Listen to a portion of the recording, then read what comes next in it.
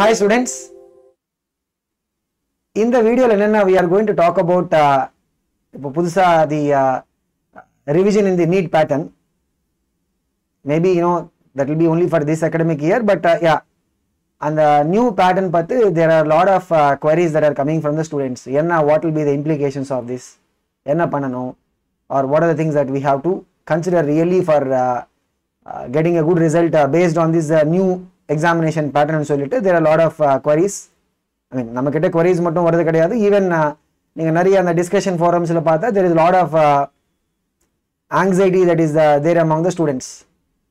So adukkaga we wanted to just share some of the thoughts that concept digital side la irundhu whatever the thoughts we as faculties are having with you guys, so that you will be able to understand the realistic implications of this. அதுக்கேற்ற மாதிரி நீங்க plan பண்ணா you will be able to get the best result. So அந்த implications பத்தி discuss பண்றதுக்கு முன்னாடி we'll just talk about what is the new pattern. அவங்க announce பண்ண new pattern பத்தி we'll just take a look at it. So இப்போ என்னன்னா they have divided the subjects into 4. So இதுக்கு முன்னாடி if you look at the NEET examination, right, அங்க என்னன்னா they will say only biology and அப்படியே they will not bifurcate the biology into botany, zoology segments. But in the version they have clearly said there will be 4 subjects. Botany, zoology, thaniyaniya they have put it as 2 separate subjects. And ஒரு subject குள்ள என்னன்னா there will be 2 sections. Section A and மாதிரி section B. பாத்தீங்கன்னா we'll have each subject la we'll have 35 questions in section A. அங்க ஒரு choice system இருக்காது. அந்த section B ல மட்டும் அதுக்காக தான் we call it as what internal choices சொல்லுவோம். Okay, அந்த section B ல மட்டும் there will be 15 questions given. அதுல இருந்து we have to attempt any 10. So அப்படினு பாத்தீங்கன்னா totally the number of questions we have to attempt will be 45 per subject. So totally பாத்தீங்கன்னா 4 subject இருக்கா. So it will be what total number of overall questions change ஆகாது. இதுக்கு முன்னாடி the NEET pattern is 180 questions. இப்போ அப்படிதான் we will not have any change in the total number of questions. அந்த மாதிரி duration there is no change. So ஒரே ஒரு change என்னன்னு பாத்தீங்கன்னா there is a change in the அந்த section B ல மட்டும் we are going to have what the internal choice system. அதுதான். மத்தபடி in terms of the format of questions எல்லா MCQ questions தான், multiple choice questions, single answer. அதுல if you are able to get the correct answer ன்னு சொன்னா you will get a +4. இல்ல you are able to take a wrong option அப்பன்னா you will have a -1. attempt பண்ணலன்னா 0. So I mean the marking scheme அதெல்லாம் அப்படியே இருக்கும்.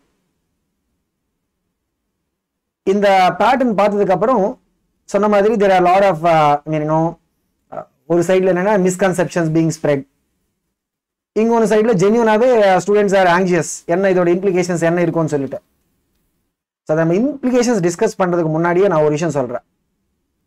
ஏன்னா JEE mains இதுக்கு முன்னாடி there were 2 attempts already முடிஞ்சது.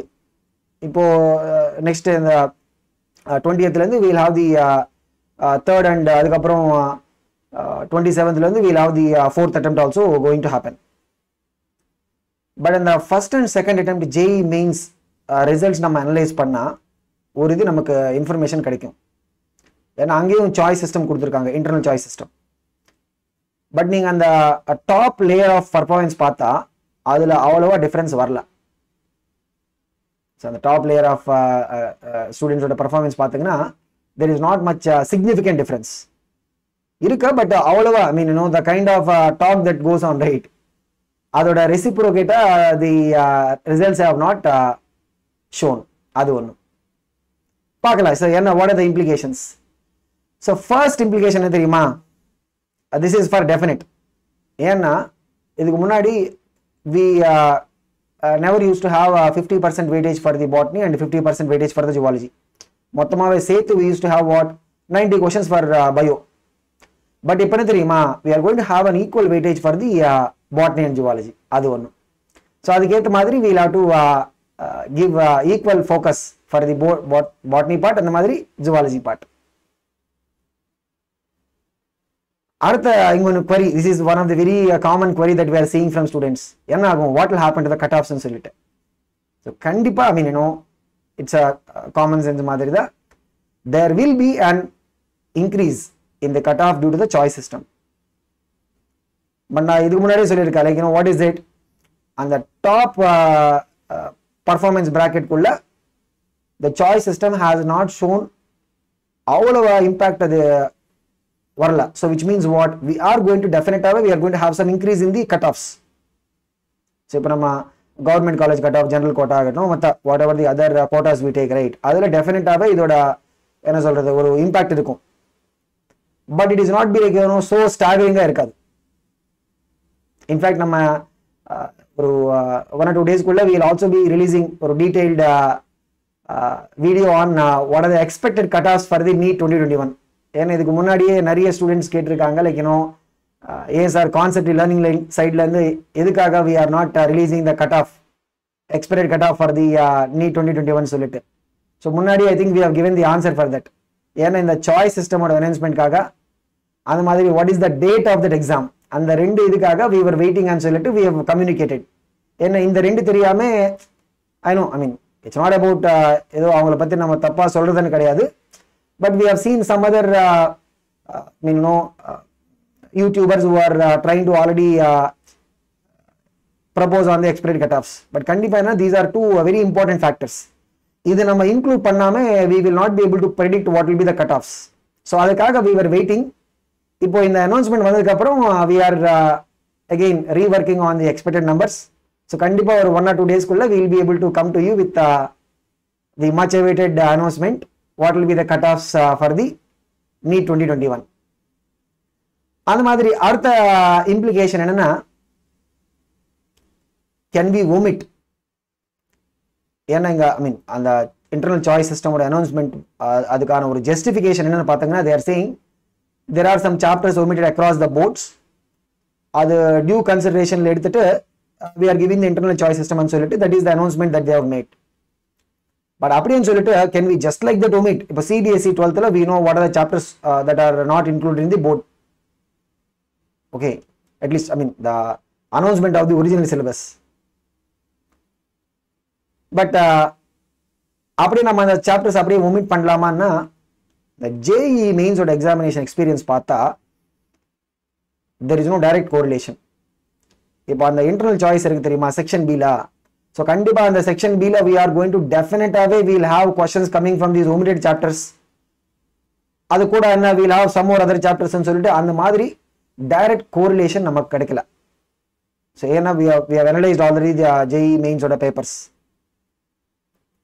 So if you are asking a straight question, can we just like that அப்படியே நம்ம omit பண்ணலாமான்னா probably that is not a right thing to do. அதை நம்ம சொல்ல முடியும். ஏன்னா because JEE எக்ஸ்பீரியன்ஸ்ல there is no such direct correlation. அது மட்டும் இல்லை, even say for example some of the chapters which you already thoroughly studied, but அதுல இருந்து சப்போஸ் அந்த செக்ஷன் B ல ஒரு டிஃபிகல்ட் கொஸ்டின், நமக்கு அந்த சாப்டர் ஃபுல்லாவே தெரியும், பட் அதுல இருந்து ஒரு டிஃபிகல்ட் கொஸ்டின் வந்து வச்சுக்கோங்க, maybe that question we might not be able to attempt. அந்த CBSE போர்ட் எக்ஸாம்ல omit பண்ண சாப்டர்ஸ்ல இருந்து ஒரு ஈஸி ஸ்ட்ரெயிட் ஃபார்முலா பேஸ்ட் கொஸ்டினே வந்து வச்சுக்கோங்க. If you even go through the formulas, அப்படியே அந்த ஃபார்முலாஸ் மட்டும் படிச்சா you might be able to answer that question. So அதுக்காக the at least for now good thing என்னன்னா, யூ பெட்டர் டோன்ட் omit, அப்படியே ஃபுல்லாவே மொத்தமாவே don't omit any of the chapters.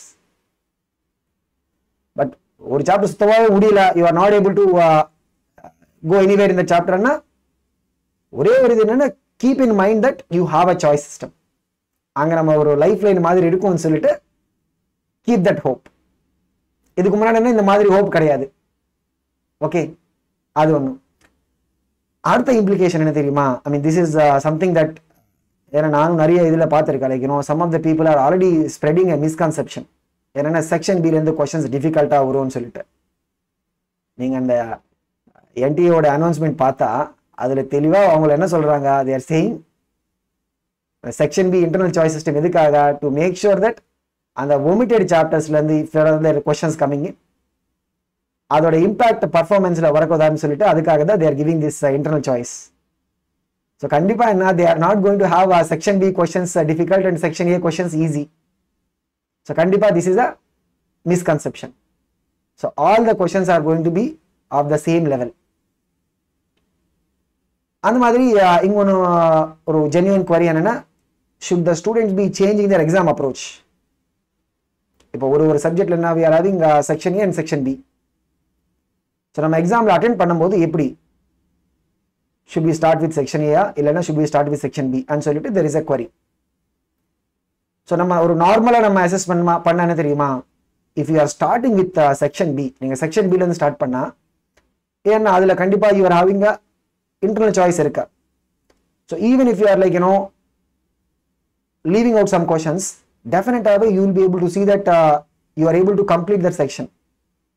Like on the section B you have to attempt 10 questions, right?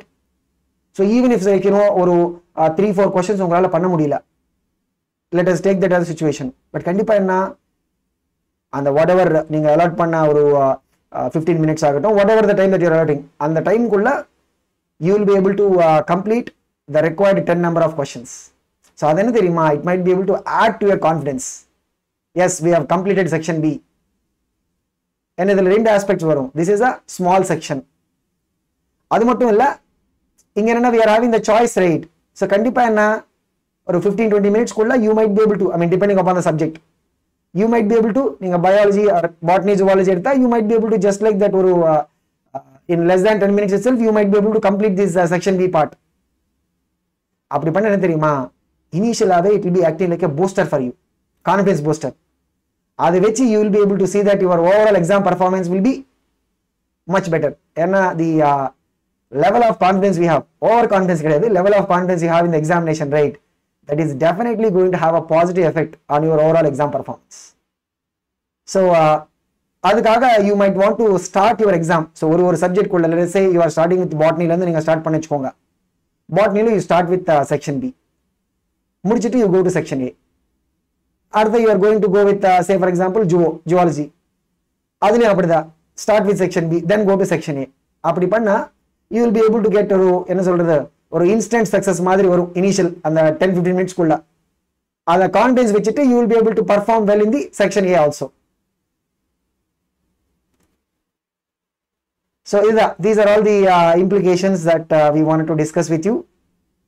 இதுக்கு மேல if you are having any other queries or you want to ask any questions regarding this new pattern and how you have to plan your preparation for the next